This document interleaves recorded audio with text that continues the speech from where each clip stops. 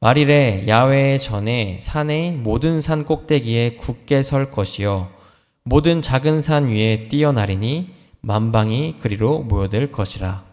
많은 백성이 가며 이르기를 오라 우리가 야외의 산에 오르며 야곱의 하나님의 전에 이르자. 그가 그의 길을 우리에게 가르치실 것이라. 우리가 그 길로 행하리라 하리니 이는 율법이 시온에서부터 나올 것이요 야훼의 말씀이 예루살렘에서부터 나올 것임이라. 그가 열방 사이에 판단하시며 많은 백성을 판결하시리니 무리가 그들의 칼을 쳐서 보습을 만들고 그들의 창을 쳐서 낫을 만들 것이며 이 나라와 저 나라가 다시는 칼을 들고 서로 치지 아니하며 다시는 전쟁을 연습하지 아니하리라. 야곱 족속아 오라 우리가 야훼의 빛에 행하자. 주께서 주의 백성 야곱 족속을 버리셨음은 그들에게 동방풍습이 가득하며 그들이 블레셋 사람들 같이 점을 치며 이방인과 더불어 손을 잡아 언약하였음이라. 아멘. 오늘 함께 읽으신 본문 말씀을 가지고 하나님과 손잡을 때 나는 안전합니다 라는 제목으로 말씀을 전하고자 합니다. 하나님과 손잡을 때 나는 안전합니다. 오늘 본문 말씀 이사야 2장은 야훼의 날에 대한 이야기입니다. 여기서 야훼의 날은 우리가 마지막 때라고 말하는 날인데요. 예수님이 오셔서 승천하시고 다시 오실 그 날을 말합니다. 성경에서 이 마지막 때는 아버지 외에 언제 오는지 알 수 없다라고 말하는데요. 그때에는 하나님께서 모든 민족들의 갈등을 해결하셔서 모든 전쟁을 끝내신다라고 말합니다. 본문의 표현으로는 칼을 쳐서 보습을 만들고 창을 쳐서 낫을 만들 정도로 무기가 필요 없는 세상을 만드신다라고 말하는 겁니다. 사자와 어린 양이 뛰어놀 수 있는 평화의 날을 하나님께서 만드신다라고 말하는 거죠. 그리고 이런 평화의 날에 우리와 이스라엘을 초청하고 있으십니다. 6절에 야곱의 족속아 5절에 야곱의 족속아 오라 우리가 야훼의 빛에 행하자라고 초대하십니다. 상상만 해도 참 행복한 초청입니다. 분쟁과 갈등 하나 없는 그날, 오직 하나님의 말씀만이 가득한 그날에 초청하셨기 때문입니다.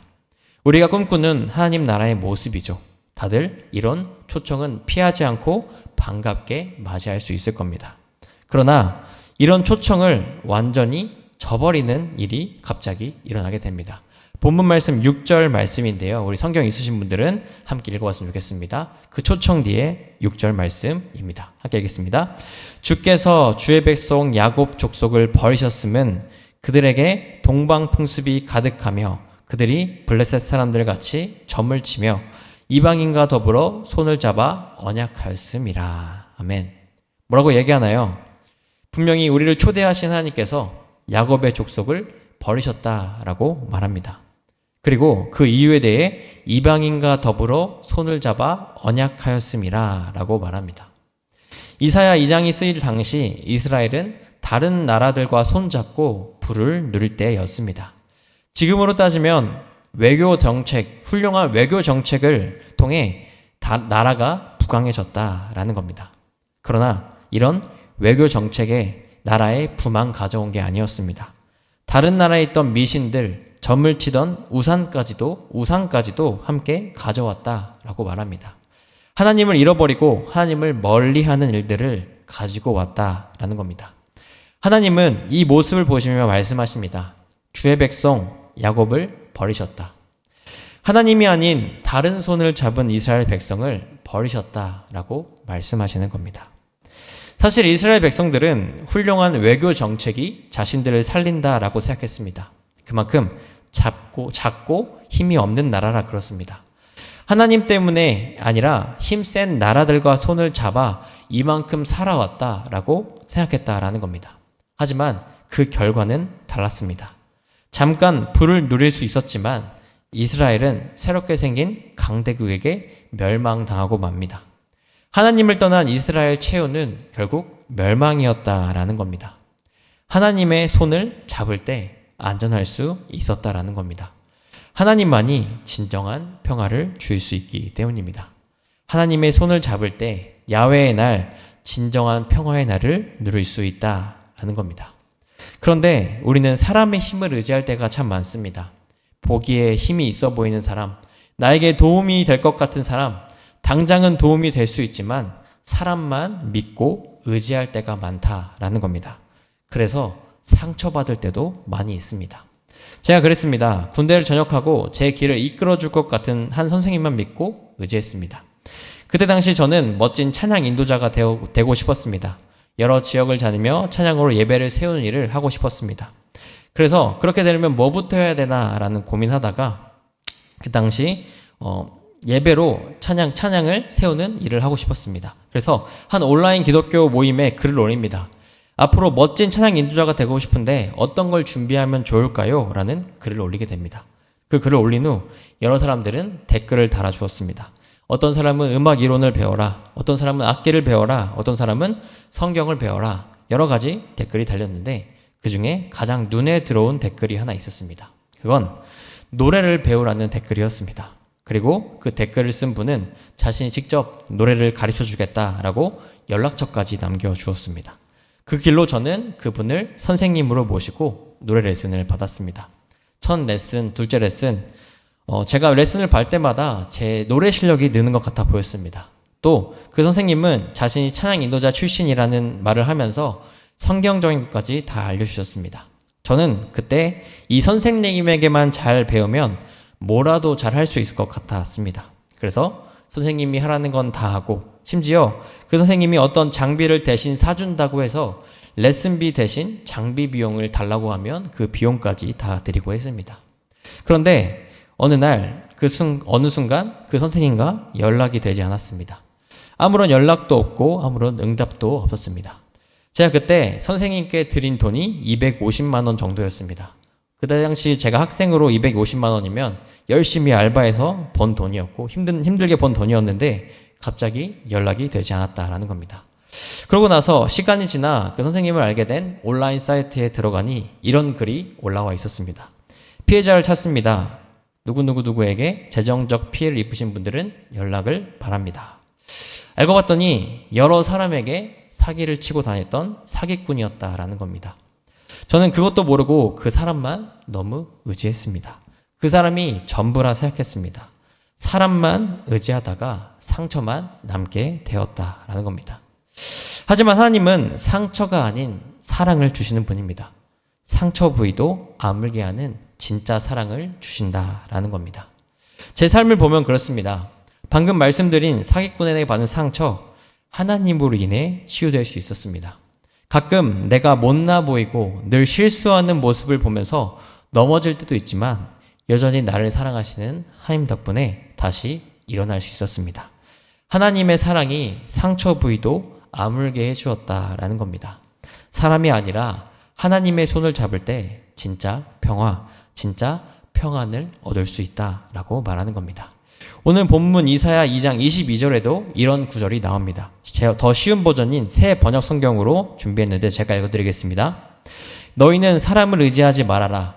그의 숨이 코에 달려 있으니 수의 새말 가치가 어디 있느냐. 아멘. 뭐라고 이야기하나요? 숨이 코에 달려 있는 사람을 의지하지 말라라고 말합니다.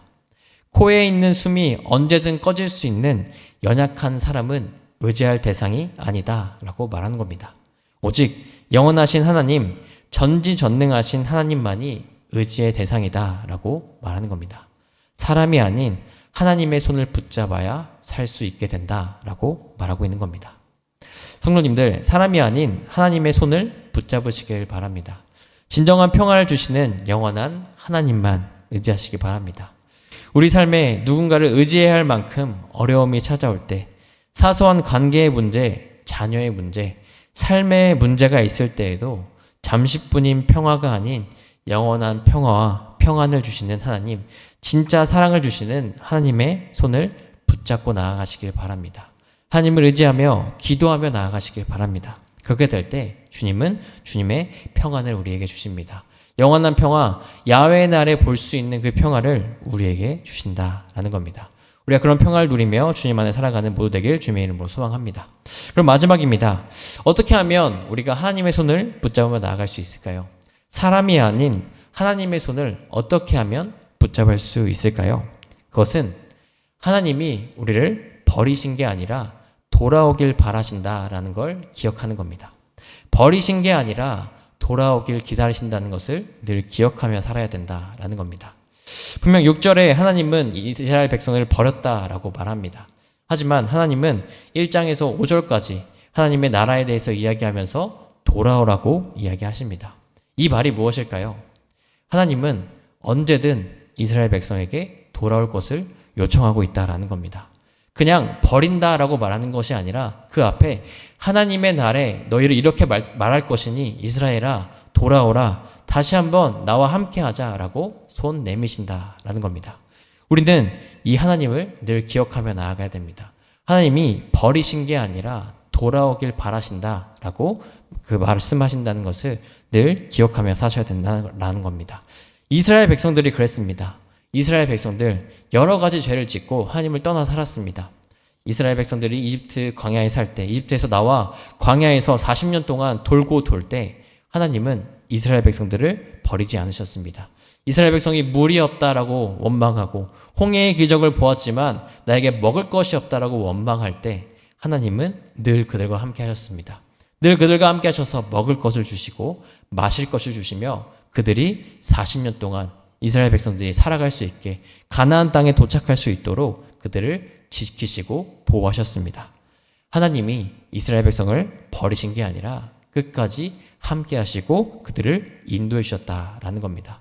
성경에 나온 모든 인물들이 그렇습니다. 아브라함, 이삭, 야곱, 모든 사람들, 모든 인물들 하나님이 보시기에 너무나도 부족한 사람들이었습니다. 하나님이 버려도 뭐라 할 수 없는 사람들이었습니다. 하지만 하나님은 그들도 버리지 않으셨습니다. 끝까지 함께 하셨고 끝까지 그들을 하나님의 손으로 인도하셨습니다.